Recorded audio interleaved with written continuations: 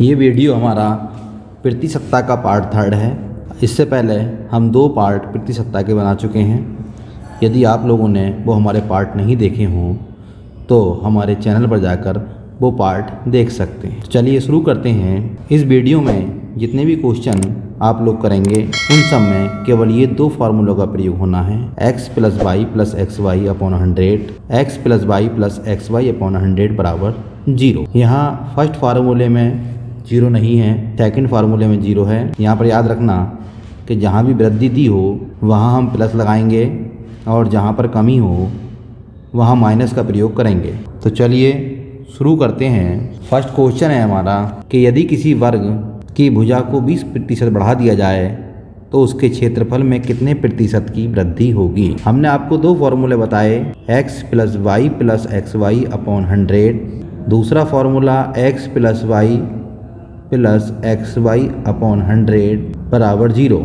तो देखिए प्रश्न है, यदि किसी वर्ग की भुजा को 20% बढ़ा दिया जाए तो उसके क्षेत्रफल में कितने प्रतिशत की वृद्धि होगी। यहाँ x भी 20 रखिएगा और y भी 20 रखिएगा। x + y + xy बटे 100, x का मान भी 20, y का मान भी 20, 20 गुणा 20 बटे 100।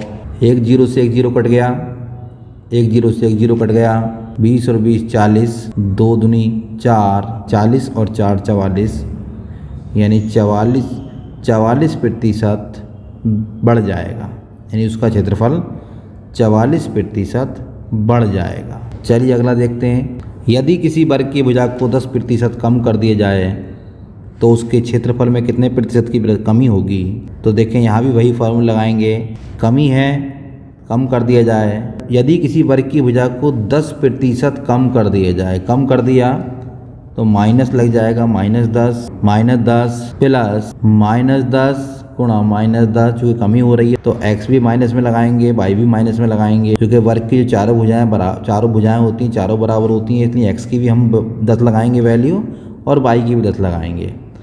अपॉन 100, 0 से 0 कट जाएगा, 0 से 0 कट जाएगा, 10 और 10 मिलकर 20 हो जाएगा माइनस के, और यहाँ 1 की और 1 की गुणा करेंगे तो ये प्लस में हो जाएगा। -20 + 1 बचेगा -19।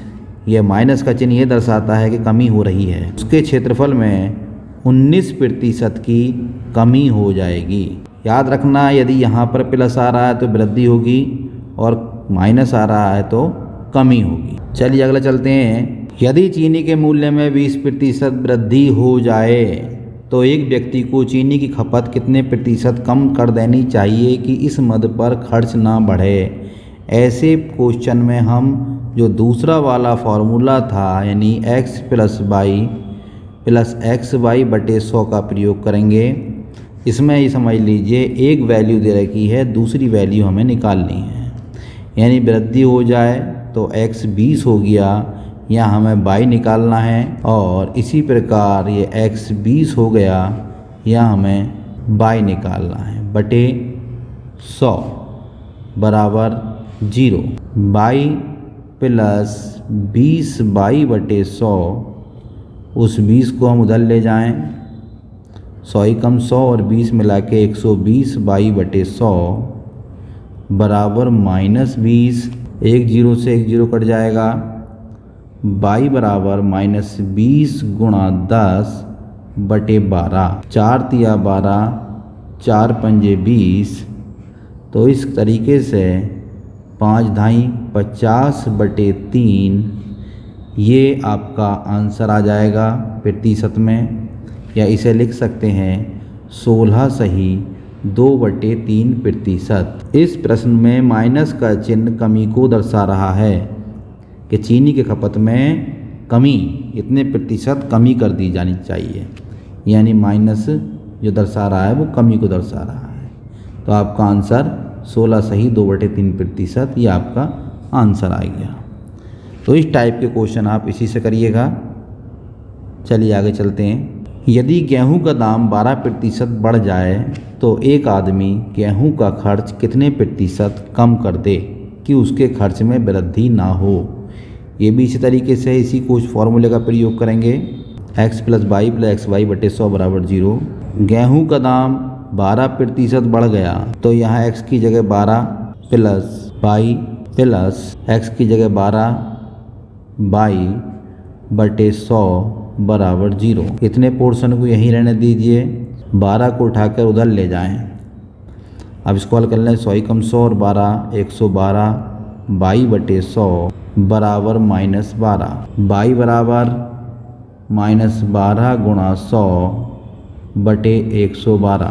हल करें, 4 दूनी 8, 4 अट्ठे 32, 4 तिया 12, 4 सत्ते 28, 4 से ये 25 बार कट जाएगा, 25 तिया 75 बटे 7 या 10 सही 5 बटे 7% आंसर आ जाएगा। और ये माइनस का चिन्ह है ये कमी को दर्शा रहा है, यानी गेहूं का खर्च कितने प्रतिशत कम कर दें, तो यानी 10 सही 5 बटे 7% कम कर दें। तो आप लोग इन दोनों फार्मूलों का यूज़ समझ गए होंगे। जिस फार्मूले में 0 नहीं था उसका प्रयोग कैसे करना है और जिस फार्मूले में 0 है उसका प्रयोग कैसे करना है। चलिए अब आगे चलते हैं। एक आयत की लंबाई में 20% की वृद्धि और चौड़ाई में 20% की कमी की जाती है, तो उसके क्षेत्रफल में कितने प्रतिशत कमी होगी। याद रखें, जब दो साइडें दे रखी हों तो हम उसी फार्मूले का प्रयोग करते हैं, परंतु हम जीरो का प्रयोग नहीं करते हैं। केवल इतना फार्मूला लगाते हैं, जीरो का प्रयोग नहीं करते हैं, यानी वो फार्मूला नहीं प्रयोग करते जिसमें जीरो लग रहा। तो एक आयत की लंबाई में 20% की वृद्धि वाले में प्लस लगा देंगे और चौड़ाई में 20% की कमी, तो माइनस कर देंगे 20 प्लस 20 x की वैल्यू और y की वैल्यू -20।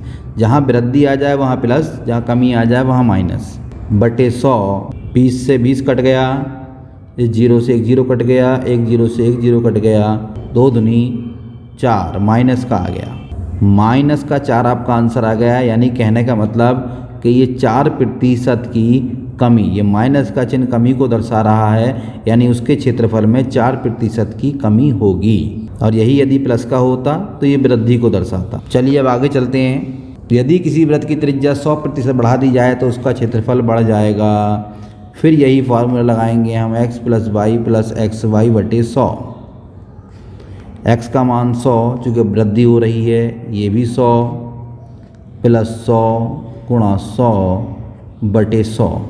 100 से 100 कट गया तो 100 और 100 200 और 100 वो है, तो इस प्रकार 300 आपका आंसर आ जाएगा। यानी 300% उसके क्षेत्रफल में वृद्धि हो जाएगी, यानी उसका क्षेत्रफल 300% बढ़ जाएगा। चलिए आगे चलते हैं। अगर एक त्रिभुज का आधार 20% बढ़ा दें और उसकी ऊंचाई 10% घटा दें तो क्षेत्रफल में कितने प्रतिशत परिवर्तन होगा। इसमें हमें निकालना है क्षेत्रफल बढ़ेगा या घटेगा।